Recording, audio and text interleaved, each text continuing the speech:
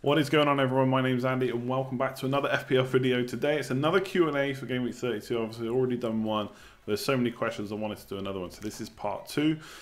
So rather than make this intro take any longer, let's just jump straight into it. So first up, Ezo127 asks, is it better to bank on just one defence or over a double or triple up, or basically hedge your bets and go for like one Chelsea, one United and one Man City? And a lot of people are thinking about this, and a lot of people do worry about doubling or tripling up because it is frustrating if you double or triple up on a player and they concede, especially if they concede in a really horrible way, like an offside goal or a header that should have been a foul or something like that. But at the end of the day, again, I said in the last video, I like to keep it simple for FPL. And if you think that David Luiz, for example, is a great Chelsea option because he's going to get 1 or 2 clean sheets, and there's much more chance of that happening than Man United getting a clean sheet, then there's no reason not to put Azpilicueta in as well and try and forget the fact that goal might come. Like I say, at the end of the day, if you think one's going to get a clean sheet, then there's no reason a double or triple up can't work. Now, the only time I would say to hedge your bets is if you think it's very close. So if you think Man City are pretty much going to get the same amount of clean sheets as Chelsea, then maybe I would hedge my bets. And obviously, the other thing about doing that, it's not just about clean sheets. It's also about attacking returns. So if you think David Luiz has got good attacking threat, but maybe the other Chelsea defenders don't so much, then maybe you'd rather get an attacking option from Man City. And obviously, it's very unlikely or very rare in defences where everyone's got the same amount of goal threat. Obviously, for clean sheets, as long as they all play 90 minutes, they don't get yellow cards, then they all get the same points for that. But if you want to try and get some attacking returns from elsewhere, maybe you think Smalling has got more attacking potential than Rudiger, and they've both kind of got a similar amount of clean sheet potential, then yeah, I would hedge my bets. So I don't think there's a one-size-fits-all answer for this, but basically I wouldn't worry. If you think one team is much more likely to get a clean sheet, they're probably going to get bonus points as well, then I think a double or triple up, especially on a free hit, is absolutely fine and can even be a bit of a differential. So as Ontic asked, do you think Watford won't need to rest any players considering there's 5 days rest between Fulham and Wolverhampton, which is the FA Cup game, and obviously the players might need some form? And basically for this question, I'm also looking at Wolves as well, because obviously they're in a similar predicament. There's kind of Jimenez, Doherty, people are looking at, maybe even Jota, and then Watford, Deulofeu, and players like that. People are worried about getting rested, and I am too. And obviously an FA Cup semi-final for these teams, without trying to put them down or cause any offence to fans, is pretty rare. You'd probably expect them in the next few years not to get too many semi-final appearances. So they're going to absolutely want to go for it and have their best team and the best possible chance to get into that final, which will probably be against Man City, but you never know. Maybe Brighton will get it. If you look at the amount of rest time they've got, as pointed out, so Watford, they play Man United on the 30th of March, and then Fulham is their second game on the 2nd of April. But then they have 5 days till the semi-final. And Wolves basically have exactly the same. They play Burnley on the 30th, then Man United on the 2nd of April, and then 5 days rest to the semi-final. So that's almost a full week, no different to a normal Premier League week. And at the same time, players do need form as well. And I do think that is a good point, as pointed out in the question. That you don't want to rest your players for too long because match fitness and just kind of being on the ball, so to speak, is needed. So I think actually there probably won't be as much rotation as we think. And the other thing to think about is if Man City are going to win the FA Cup, which you'd probably bet money on them doing. Wolves obviously got a really good chance, and Watford on the day could beat them as well. But I think Man City are probably the favourites. If they win, and I've said this before, 7th place, then get a European spot, and these teams, Wolves and Watford, are pretty close to getting that, so they're going to want to get points in the league as well. Look, you might see Watford play a full-strength team against Man United, then maybe go a little bit less for Fulham. They might do it the other way around because they feel like Fulham's the one they can get points from. But I'm not too worried about rotation. I mean, I won't probably own too many of these players because I'm gonna mostly go for Chelsea, United and City. But yeah, I've absolutely stopped worrying about rotation as much because I do think there's plenty of rest time.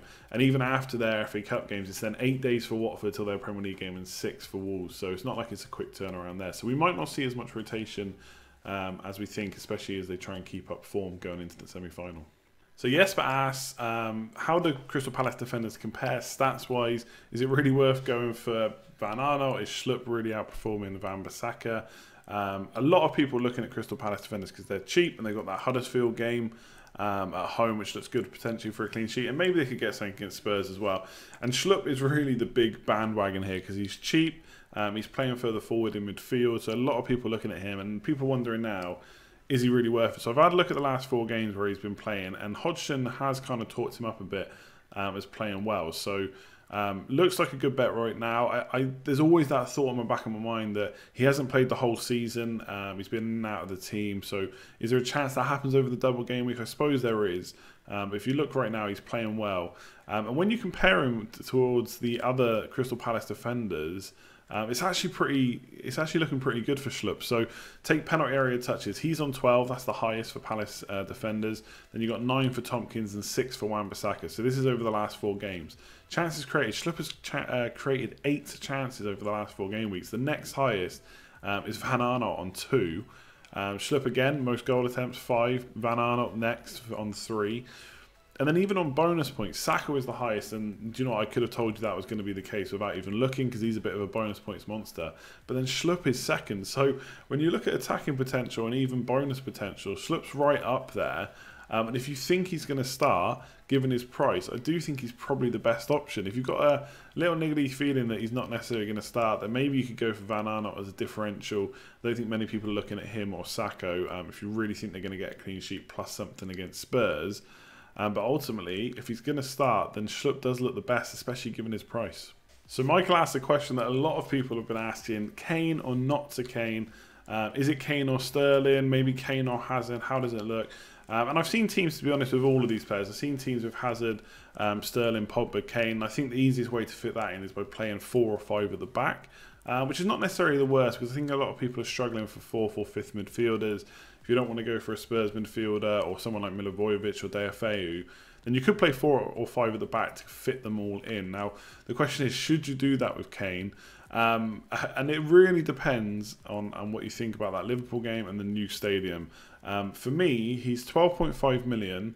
I'm probably not going to captain him. In fact, I'm almost certainly not going to captain him. It will be Aguero or Sterling, as we spoke about in the last video. So if you're thinking about captaining him, then that's a completely different story. Maybe he is worth it, 12.5. Obviously, he's pretty much guaranteed to play 80 or 90 minutes over those kind of 2 games. So you might even get 180 minutes across the double game, which is nice, which is why people like him, because he's nailed. He's obviously on penalties too, like Hazard. And then you've got this new stadium, which some people are saying he's going to be shooting at every opportunity to try and get a goal on their first appearance at the new stadium, to get maybe even the first goal of that stadium. I'm sure he'd love to do that. But at the same time, teams don't necessarily always bet in straight away at a new stadium. It can take time. Palace will want to maybe cause an upset there. They're obviously not going to want to let Spurs win on a normal game, let alone their first one at a new stadium. So it's an interesting one. I don't really know. No one can tell you exactly how that match is going to go. My instinct is that Liverpool is going to be a really tough fixture, and I would not be surprised if there's a few blanks there for Spurs players, especially their attackers. And then I'm basically betting on that Crystal Palace game for 12.5 million for a player I won't captain. So for me, I'm not going to go for him, I don't think, but I wouldn't necessarily strongly argue against it. If you do him versus Sterling, I think Sterling's fixture is just much better. Then Hazard is probably a little bit closer, because if you look at their stats, then goal attempts, Kane 16, Hazard 9, although it's 9 versus 6 with shots in the box. So Kane shooting from outside the box quite a bit. Chances created, Hazard's just ahead, 8 versus 6. And when you add up their expected assists and expected goals, it's 1.77 for Kane and 1.2 for Hazard. So not too much in it. But then I look at Hazard's fixtures, Cardiff and Brighton. He's already got a hat-trick against Cardiff this year. For me, I'd probably go for Hazard if it was a choice out of the 2. And Sterling is a no-brainer for me. So for me, I'm not going for Kane. But I think there are a good few reasons: penalties, minutes, new stadium, potentially reasons to go for him. But he is 12.5 million. Will you captain him? Probably not. So the appropriately named FPL Belgian asks, how important is Hazard? And I guess obviously this is how important is it to own him, and especially for those on free hit. So for me, I'll probably go for him because I want to go triple Chelsea, and I'm not sure I'm going to triple on their defence, and I prefer to go for him over Higuain. But obviously, he's a lot of money, 10.8 million. So how important is he? I guess in the grand scheme, he's not that important. We've seen him go games against easy teams and not get points, but at the same time, we've seen him haul. We've seen him, like I just mentioned for the last question, get a hat-trick against Cardiff. And for me, if you think Chelsea are going to get goals, then he'll definitely be the heart of it, either creating or scoring them themselves. Read out the stats versus Kane; they're not too far off although Kane is slightly better. The thing with him is, and it depends how you want to view FPL, how you want to manage your team, but he is owned by a lot of players. So overall, he's owned by 29.3%, and going into game week 31, he was owned by 71.1% of the top 10k. So the thing to remember with him is, you're not just getting him in for this week. A lot of people who don't have wildcards and free hits have got Chelsea in because they don't blank, and they've got this double game week. So you'd expect that 71.1%. I actually think that might rise this week in the top 10k as people put him in for these good fixtures. So we've seen on Fantasy Football Scout, when I was on the podcast recently, they were talking about swords and shields.